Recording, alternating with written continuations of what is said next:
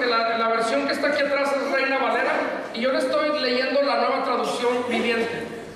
Dice: ay, si eligieras la vida para que tú y tus descendientes puedan vivir, puedes elegir esa opción al amar, al obedecer y al comprometerte firmemente con el Señor tu Dios. Esa es la clave para tu vida. Ahora, casi todo en esta vida, acabamos de leer unos versículos, 3 o 4 veces dice elegir, elección, toma una decisión. Casi todo en esta vida se trata de elecciones, de elegir. Si tú vas al supermercado, las mujeres indudablemente no agarran cualquier manzana y la echan ahí. Eligen las que a su parecer son las mejores manzanas, ¿no? Inclusive yo cuando compro un desodorante siempre agarro de los de atrás, porque no sé por qué, como mi desodorante es de spray, digo, todos los hombres llegan y lo huelen, digo, y el de enfrente es el que está más vacío, entonces agarro de los de atrás. Hago una elección en eso. Ahora, todos necesitamos ir tomando elecciones en la vida. Algunos de ustedes de niños no tomaron elecciones, ustedes no eligieron en cuál escuela estudiar, esos fueron sus papás, en cuál primaria estar, ¿no? Esos fueron sus papás, pero al final de cuentas sus papás eligieron en cuál primaria iban a estar. Lo que sí no elegimos fue el nombre, ¿no? Ni modo. ¿Por qué te llamas así, Saulo? Pues porque así me puso mi papá. ¿Tú lo escogiste? Pues no, ya me imagino saliendo del vientre de mi madre y decir, quiero que me pongan Saulo. Pues no. Pero aún así, nuestros papás tuvieron que tomar una elección que a lo mejor provocó pleitos acerca de qué nombre le pondríamos a nuestros hijos, ¿no? Alma estaba con que ponle Saulo y yo no quiero que le pongan Saulo. ¿Por qué? Le digo, porque después le van a decir Junior. Y yo tenía un vecino que le decía Junior y me caía gordo. Entonces no quiero que le digan Junior. Y dice, por eso Abdías no se llama Saulo. Pero gané esa discusión con mi esposa. Como todas las discusiones las gano yo. Ahora, llega un momento en el que ya no toman nadie más elecciones por ti. Tú eliges. Y hay 3 cosas que yo considero importantes en la vida que tú tienes que elegir. Y esto se los digo yo a los jóvenes. Les digo, tú vas a elegir 3 cosas muy importantes en tu vida. Y esto va a marcar el resto de tu vida. Número 1 es aceptar o no a Jesús en tu vida. Nadie puede decir que a mí a fuerzas me metieron a Jesús, porque si tú dices que a ti te metieron a Jesús a la fuerza, déjame decirte que no estás en un caminar cristiano. Jesús no habita en un corazón a la fuerza. Él habita en un corazón que la gente le invita y le dice, te acepto. Es una elección, y esta es una de las elecciones más importantes que tú y yo vamos a hacer en la vida. El aceptar o no a Jesús. La segunda elección más importante que tú vas a tomar en la vida es con quién te vas a casar. Esa es otra elección. Las mujeres siempre dicen, ay, es que mi viejo es... Y los hombres dicen, mi esposa no sabe tomar decisiones. Mi esposa no sabe hacer esto bien, no sabe. Y le digo, nunca te quejes de las decisiones de tu esposa porque tú eres una de ellas. ¿No? Sí. ¡Auch! ¿No? Cuando pueden decir, ¡ay, jole! Y la tercera es, ¿a qué me voy a dedicar? ¿Qué voy a estudiar? ¿A qué me voy a dedicar? Porque esas 3 cosas las llevas contigo toda la vida. Toda la vida. Entonces, la vida se trata de elecciones, y en algún momento, de hecho, vamos a estar oyendo esta palabrita de elecciones en los próximos meses, si no es que ya lo estamos oyendo, porque el año que viene elegimos presidente. Estamos tanto municipal como federal. Ya se va Enrique. De hecho, yo les iba a decir, ¿están contentos porque cumplimos un año de aniversario? Y no, menos 4. Pero no, dije, no voy a hacerlo. No lo voy a hacer. No me obliguen. Ahora, en Deuteronomio, Dios les habla al pueblo y les dice, les estoy dando a elegir entre 2 situaciones.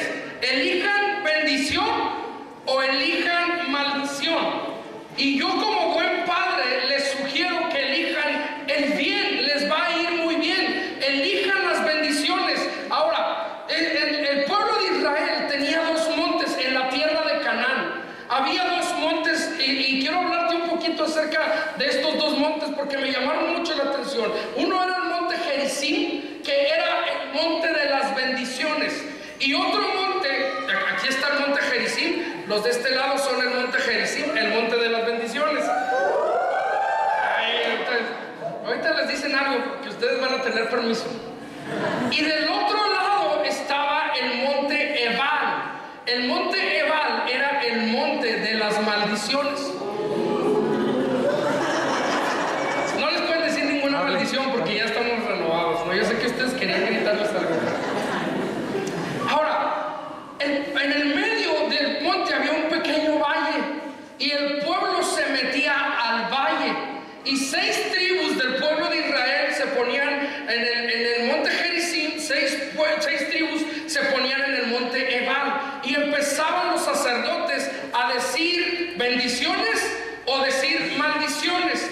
Maldiciones como por ejemplo, no crean que son groserías, ahorita ya algunos ya se estaban preparando, a ver cuál digo, a ver, no, estaban pensando y decían: maldito serás tú si tomas del ganado de tu vecino. Y el pueblo gritaba amén. O sea, el pueblo ratificaba una maldición que le estaban dando por desobedecer a Dios. Y los que estaban en el monte Gerizim, los sacerdotes decían: bendito serás tú y el fruto de tu vientre si obedecieres al Señor tu Dios. Y el pueblo decía amén. Estos de acá están más prendidos que ustedes. Pues claro, si ya nos maldijiste, pastor, no. Fíjate lo que dice Deuteronomio 11:26. Hey, hermanos, no se enojen. Déjenme, ministro Sanidad, el alma 2 minutos. Es un ejemplo, no se me agüiten. Ustedes son benditos, ¿ok? Deuteronomio 11:26.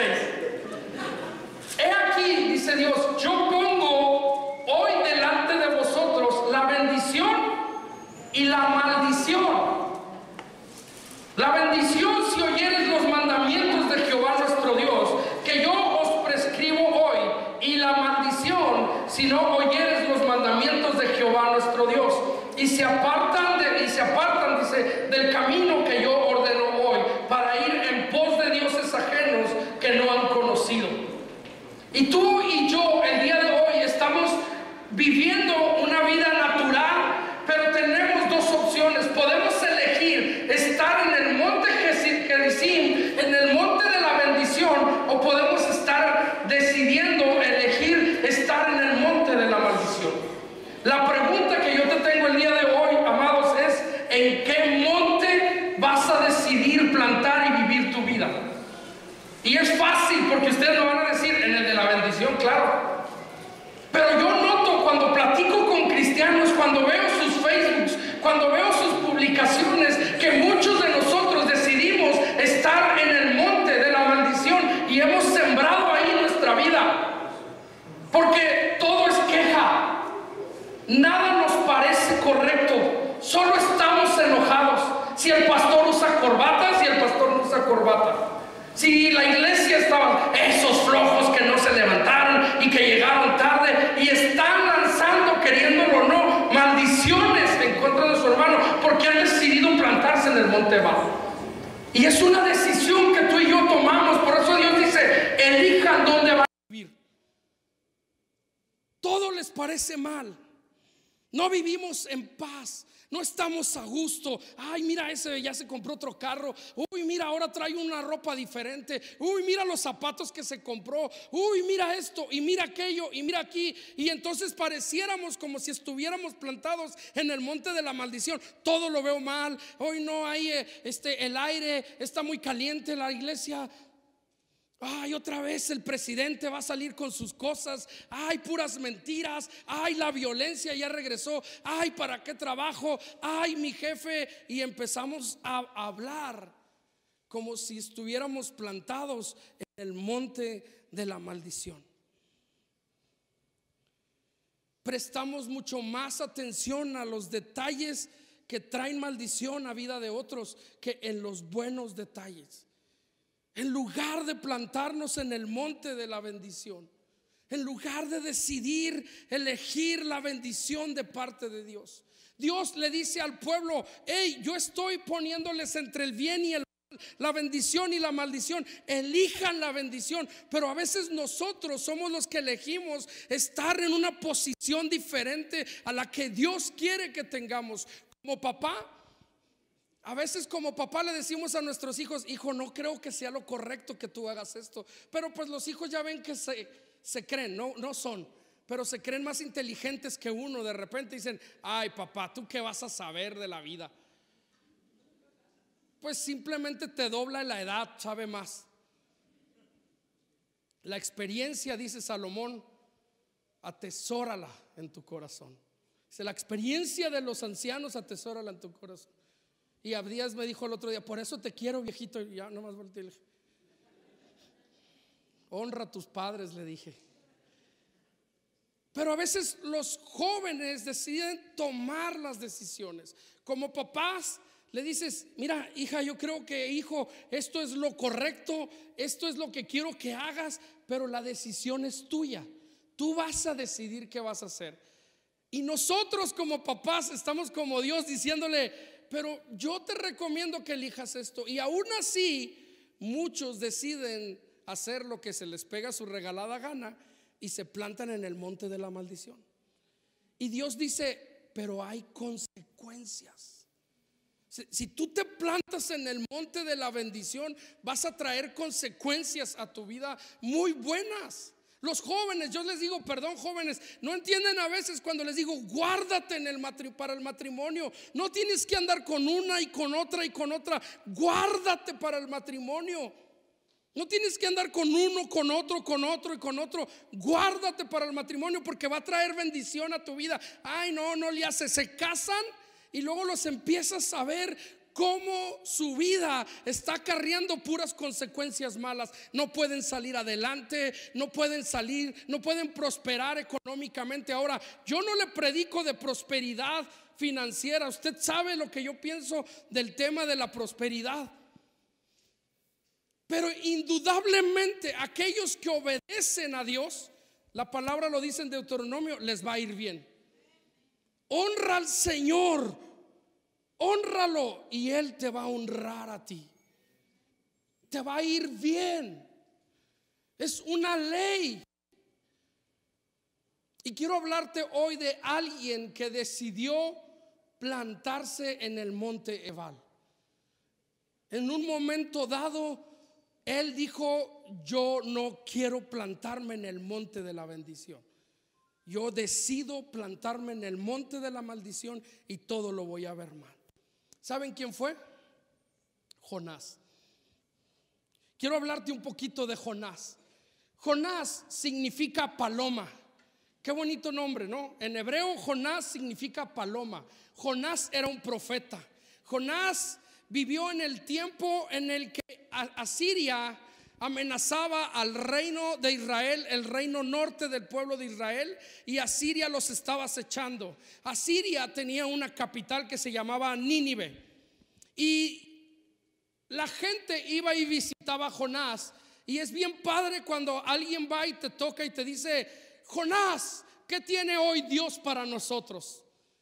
Y la gente, Jonás se metía y oraba a Dios y le decía: Señor, el pueblo me está consultando, ¿qué tienes tú hoy para nosotros? Y Dios les hablaba y les decía: dile al pueblo esto. Y Jonás salía y decía: Dios dice que va a prosperar su cosecha este año si ustedes le obedecen. Y la gente: qué bonito escuchar la palabra de Dios. Y de repente Jonás se mete a orar con Dios y le dice: Señor, soy tu siervo, tu más humilde siervo. ¿Qué quieres que haga, Señor? Y Dios le dice a Jonás: Jonás, he visto al pueblo de Nínive, que son malos, que son despiadados, que no son buenas gentes.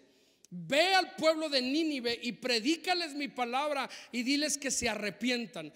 Esta es una de las primeras ocasiones en la Biblia, el libro de Jonás en el Antiguo Testamento, que notamos el corazón de Dios no solo hacia el pueblo de Israel, sino también hacia los gentiles. Los gentiles somos aquellos que hemos decidido creer en Dios, que no tenemos raíces del pueblo de Israel o judías, por así decirlo. Y aquí estamos notando cómo Dios abre una ventana de gracia para el pueblo de Nínive y les dice: les doy la oportunidad que se arrepientan por la maldad que han hecho. El pueblo era conocido porque eran despiadados. Estos hombres, estos guerreros, agarraban a sus esclavos y los despellejaban vivos. Eran malvados, eran malos. De hecho, dicen los estudiadores que el pueblo los despellejaban vivos y tenían una montaña en la ciudad apilada con las calaveras de todos los que ellos habían matado. Era un pueblo malvado, era un pueblo perverso que quizás a tus ojos y a mis ojos merecían la muerte y el castigo de parte de Dios. Y entonces Jonás escucha que Dios les dice: ve y diles que se arrepientan, les doy una oportunidad, y si no lo hacen los voy a consumir. Y Jonás se quedó con la última parte. ¿Cuántas veces tú y yo, Dios no nos habla a través de una predicación, pero siempre nos quedamos con la parte más bonita, con la parte de la bendición? Hace muchos años, cuando yo estaba en el instituto, yo aprendí una frase que se me quedó bien grabada. Es que un predicador, uno de los maestros, dijo: todas las promesas y las bendiciones de Dios están condicionadas en la Biblia. Y yo dije: no puede ser. O sea, ¿cómo Dios te condiciona una promesa? Dice: sí, díganme una promesa de Dios. Y todos: deleítate a sí mismo en el Señor. Y él, porque todos estábamos solteros, ¿no? Y las peticiones de nuestro corazón era casarnos. Y yo decía: deleítate a sí mismo en el Señor y Él concederá las peticiones de tu corazón. Entonces cada vez que iba a la iglesia yo decía: ¿será esa la petición de mi corazón, Señor? ¿Será aquella? ¿Será? No, esa no, Señor. ¿No? Entonces, así están los jóvenes hoy en día. Y él decía: ¿cuál es la bendición? Iglesia, ¿cuál es la bendición de esto que le acabo de decir? Él concederá las peticiones de tu corazón. ¿Cuál hay una petición en tu corazón? Piensa en eso ahorita. ¿Qué petición hay en tu corazón hoy en día? Una casa, que tu hijo saque un 10. ¿Quieres saber qué se siente recibir a tu hijo y que te diga: mamá, me saqué un 10? No, hay algunos que anhelamos eso. Y cantamos, porque me dice Alma: hoy es entrega de boletas, y canto: quizás hoy será el día en que me traiga, ¿no?, un 10cillo nomás. Y nada, ¿no? El bajón se descompone la canción. 8. Y bueno. Pero algunos estamos así, volviendo, salud. Volviendo al tema, la condición para que Dios conceda la petición de tu corazón es que te deleites en el Señor. Y piensa en otra promesa en la Biblia y va a estar una condición en la promesa. Dios dice: te voy a dar las bendiciones. Y todos decimos: amén. Te voy a dar buen fruto. Y tú dices: amén. Dice: pero te tienes que comprometer a amarme a mí. ¿Y eso qué, Señor? ¿Cómo se dirige? No dirige, ¿cómo se digiere? Me perdí, ya estoy pensando en el pozole. Entonces Jonás se queda con la última parte. Los va a destruir el Señor. Y entonces dice: Señor, pero qué chido que los vas a destruir. La verdad, se lo merecen. Qué bueno que perdió el América, Señor. Se lo merecen por presumidos. Ojo, no quiere decir que esto es un ejemplo. Es un ejemplo. ¿No? Porque hay algunos que disfrutan el dolor del hermano. Ándele, qué bueno. Y hasta se lo publican en Face. ¿Cómo le fue a la América? ¿No? Y hacen escarnio del dolor del hermano. Los que no les gusta el fútbol, pues han de decir: ¿y eso qué? Pero a ver, cuando pierdes el trabajo y te dicen: no, por algo lo perdió, no, por algo lo corrieron. A mí se me hace que andaba haciendo y empezamos a sacar nuestras propias conclusiones que poco a poco nos hacen trasladarnos al monte Ebal, en el monte de las maldiciones. Y Jonás dijo: qué bueno que los vasos son malos. Qué bueno, Señor. y de repente le entra un miedo a Jonás. La historia más común de Jonás es que se lo comió. No era la ballena, era un pez gigante. Okay, la Biblia dice un pez gigante. No dice que era una ballena, un tiburón, algo, no sé.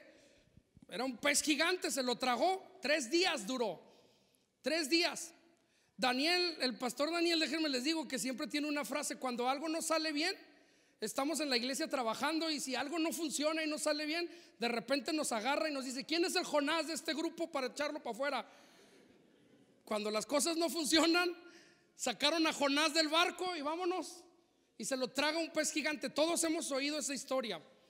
Pero casi siempre, no me apagues.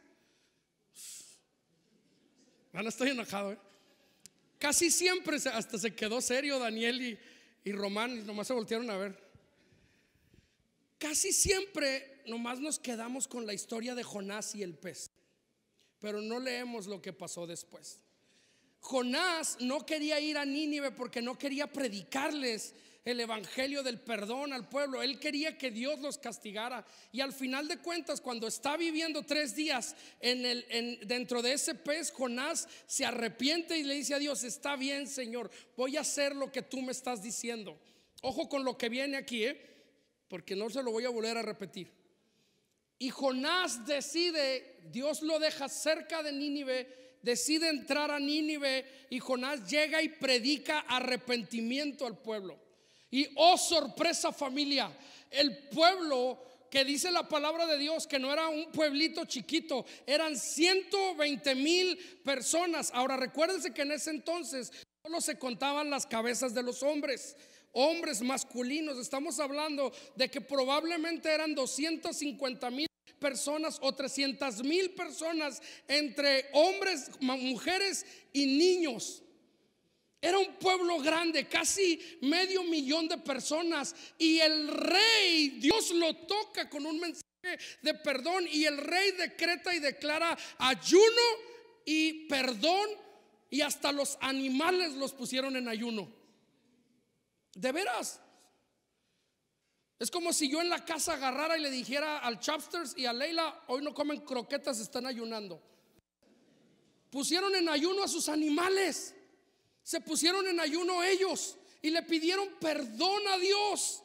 Y todo aquello parecía que era un avivamiento, ¿no? La gente se arrepintió. ¿Usted no se emociona cuando alguien se arrepiente? Deberíamos emocionarnos. Pero déjame decirte, ¿qué pasaría si alguien te ha hecho daño toda tu vida? Si aquel que inclusive intentó robarte, aquel que te insultó tanto, aquel que te lastimó, te lo topas 5 años después y te dice: ¿qué onda, brother? Soy cristiano. ¿Cuántos de nosotros diríamos: gloria a Dios, qué padre? No. ¿Por qué, Señor? ¿Por qué permites que sea cristiano? Imagínate al reportero oyendo a Eduardo Ñañez diciendo: soy hijo de Dios. Y el reportero con cara de ¿no? Porque a veces, amados, es más fácil plantarnos en el monte Val de las maldiciones, donde digamos: ese no tiene perdón de Dios y ojalá y le vaya mal por lo que me hizo. Esta semana nos volvieron a robar en Vida y Gracia. Se nos volvieron a meter. Y ahora se llevaron 2 televisores.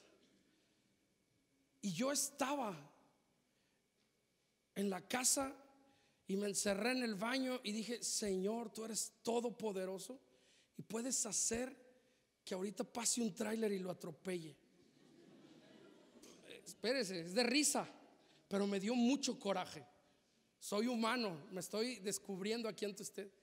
Dije: Señor, que no pueda dormir en la noche, que lo torturen los espíritus y salga como loco y no pueda dormir. Señor, dale un dolor de cabeza al cuate. Por ratero, le dije, o ratera, no sé qué fuera, ni sé ni qué fue, ¿va? Y Dios me dijo: ¿dónde te vas a plantar? Y en eso dije: perdóname, Señor. llévalo al arrepentimiento, Señor, y que vaya otra vez a la iglesia y que pueda conocer de ti y que se pueda arrepentir y yo lo pueda abrazar y decirle que aquí tenemos la patita porque se le olvidó, se le cayó, para que la venda bien.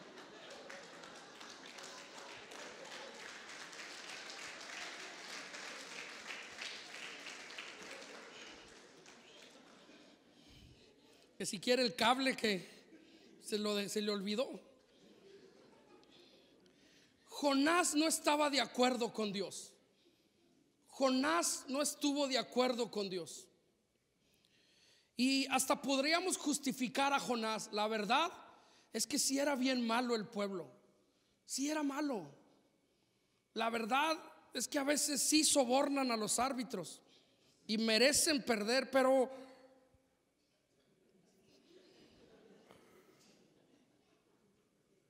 la respuesta del pueblo fue correcta.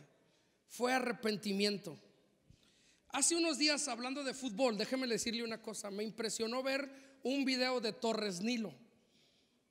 Fue impactante ver ese video para mí, porque pone Torres Nilo, el jugador de los Tigres, una escena. Ahí voy, no crea que estoy saliéndome del tema, esto es cristiano, donde va y le pega uno en la pata o en el pie y le tira y no le da, y entonces se levanta y ahí va y le vuelve a tirar y no le da, y en la tercera le pega un buen patadón y le sacan la roja.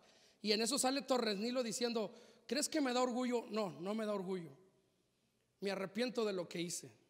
Y luego dice: en otro tiempo, antes de conocer a mi esposa, yo estuve con prostitutas. Lo cierto es que dice: he hecho cosas que no agradan a Dios. Dice: y Dios es un Dios de imperfectos. Jesús me ha perdonado a mí. Y empieza él a dar un testimonio. Torres Nilo, para los que ustedes no sepan, es un jugador de fútbol cristiano.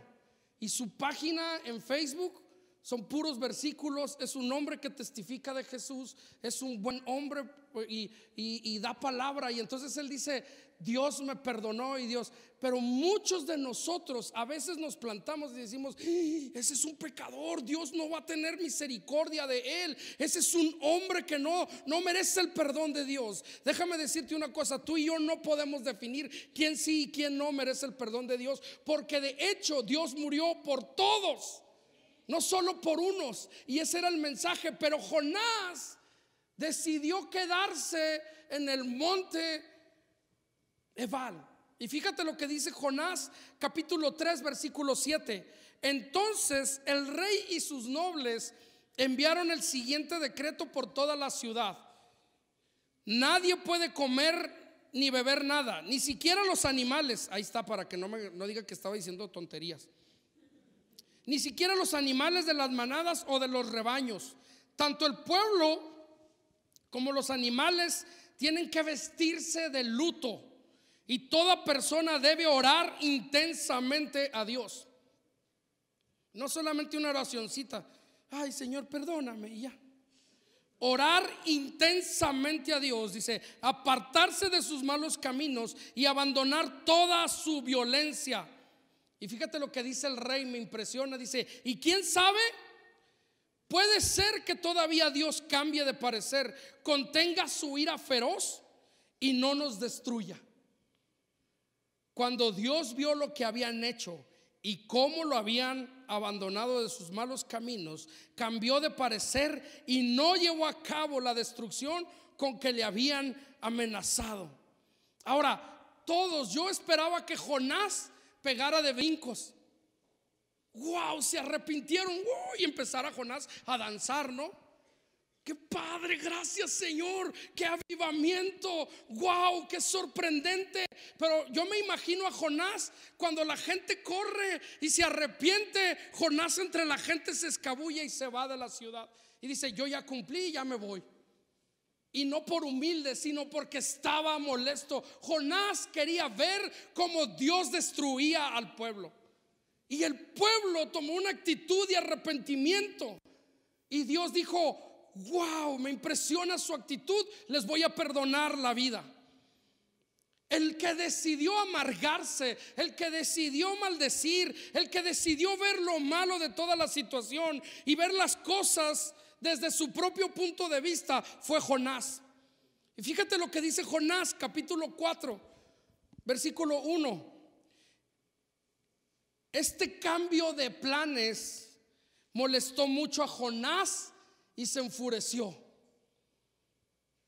Entonces le reclamó al Señor y le dijo: Señor, ¿no te dije antes de salir de casa que tú harías precisamente esto? Por eso huí a Tarsis. Sabía que tú eres un Dios misericordioso y compasivo, lento para enojarte y lleno de amor inagotable. ¿Por qué sabía Jonás eso? ¿Por qué, amados?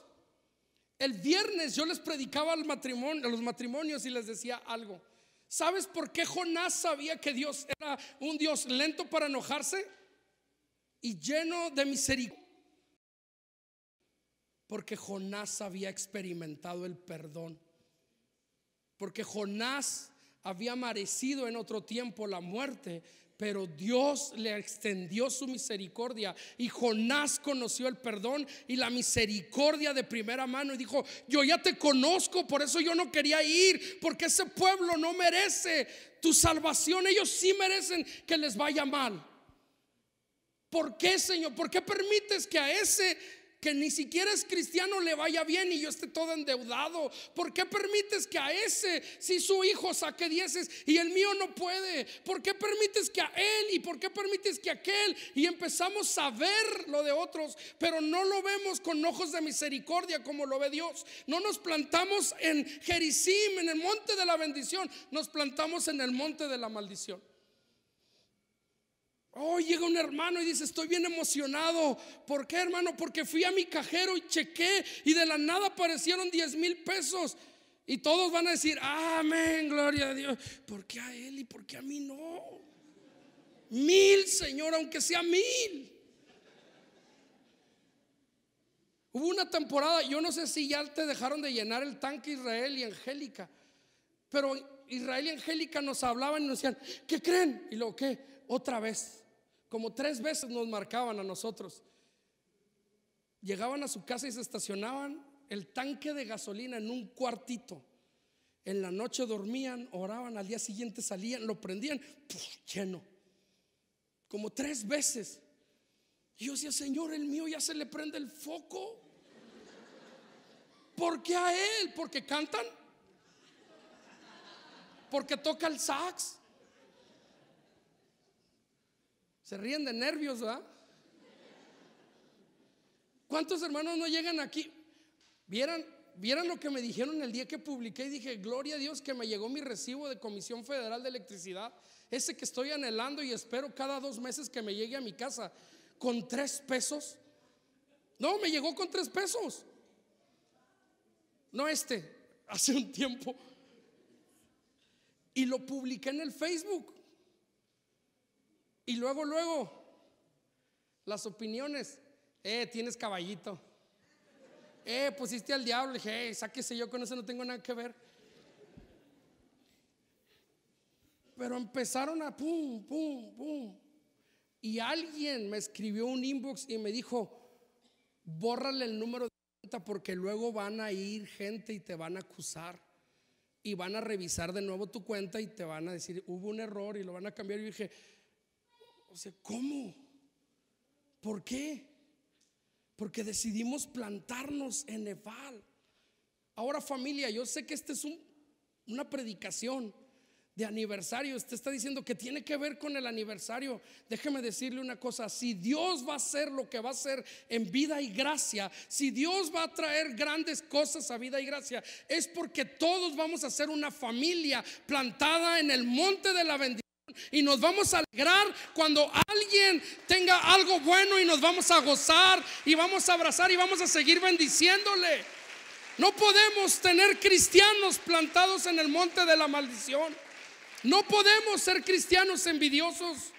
No podemos ser cristianos quejándonos a cada rato, porque si no, no vamos a salir adelante. Tenemos que plantarnos y decir: Señor, yo sé que no me está yendo bien, yo sé que emocionalmente no estoy bien, yo sé que la salud no es correcta, pero decido plantarme en el monte de la bendición. Y cuando venga mi hermano y diga que él no tiene colesterol, yo voy a decir: qué bueno, lo bendigo, Señor, qué padre, me alegro, aunque mi colesterol esté hasta el tope, porque he decidido plantarme en el monte de la bendición. El libro de Jonás nos muestra el deseo de Dios de que todos procedan al arrepentimiento. ¿Cómo decidimos tú y yo actuar? ¿En qué monte nos vamos a plantar? Porque no lo apunté aquí, pero acompáñame al libro de Jonás, capítulo 4. Quiero leerte algo que me impresiona y me muestra el corazón de Dios. ¿Quién me puede ayudar? ¿Quién me va a ayudar con el piano? Ya estoy terminando.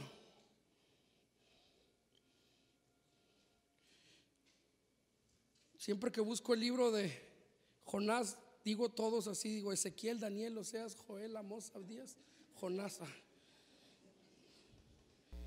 Algún día les voy a jugar competencias a ver quién se sabe todos los libros de la Biblia.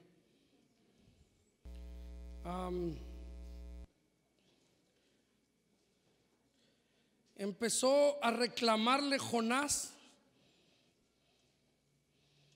y en el versículo 9, le voy a leer la traducción en lenguaje actual. El versículo 9 dice: entonces Dios le preguntó a Jonás: ¿crees que es justo que te enojes tanto porque se secó? Déjenme les explico. Porque Jonás, es que dice porque se secó esa planta. Jonás decide amargarse y se va a un monte y dice: aquí voy a esperar a que los destruyas. Y dice que estaba enojado como niño berrinchudo. La palabra de Dios, usted puede leer los 4 capítulos, son cortitos. En la semana se los puede aventar en un ratito. En una ida al baño usted lee el libro de Jonás. Y dice que él estaba con un berrinche ahí diciendo: ¿por qué, Dios? Y que Dios hace que nazca una planta ahí a un lado que florece. Y dice: wow, qué bonita planta. Se echa un sueño y cuando despierta la planta está seca. Y luego le dice: Dios, ¿por qué eres injusto? Le reclama Jonás a Dios por la planta. ¿Por qué eres injusto? ¿Por qué permitiste que esta hermosa planta se secara? Y Dios le responde en los siguientes versículos y le dice: ¿te molesta tanto, Jonás, que la planta se haya secado? Y no puedes alegrarte cuando 120,000 personas se arrepintieron. ¿Qué te pasa, Jonás? Y lo más triste, que no dice la Biblia, ahí se termina el libro de Jonás. Yo no sé si Jonás agarró la onda y dijo: Señor, perdóname. Si llego al cielo, seguramente uno de los con los que voy a querer hablar es con Jonás. Y le voy a decir: te entiendo, porque muchas veces yo estuve en tu lugar y sentí lo mismo. Fíjese, déjeme le comento algo.